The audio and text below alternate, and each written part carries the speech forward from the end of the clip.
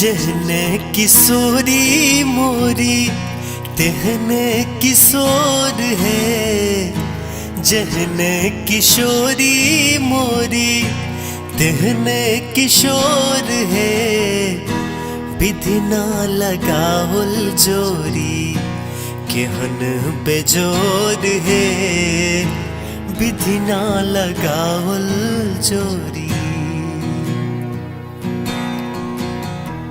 श्यामल बदन घुमड़ल घटा घन घोर है। श्यामल बदन घुमड़ल घटा घन घोर है। घटा घन घोर है। एमहर किशोरी मोरी पूनम इजोर है। विधि ना लगावल जोरी केहन बेजोर है। विधि ना लगावल जोरी।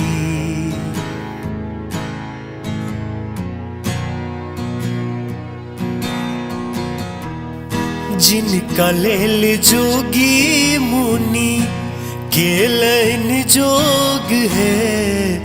जिनका लेल जोगी मुनि केलन जोग है।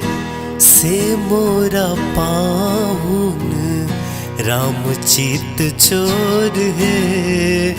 से मोरा पाहुन रामचित चोर है। विधि ना लगावल जोरी केहन बेजोर है। विधि ना लगावल जोरी। सरसों के कलीसिया जोत बेजोर है। सरसों के कलीसिया जोत बेजोर है। तीसी के फूल रंग नवल किशोर है।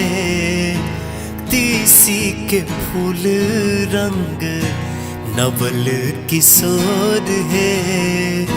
विधि ना लगावल जोरी केहन बेजोर है। विधि ना लगावल जोरी। जिनका के पाबी भेल धन भाग मोर है। जिनका के पाबी भेल धन भाग मोर है। सरस सिनेह बांधब रेशम डोर है। सरस सिनेह बांधब रेशम डोर है। विधि ना लगावल जोरी केहन बेजोर है। जहने किशोरी मोरी तेहने किशोर है। विधि ना लगावल जोरी केहन बेजोर है।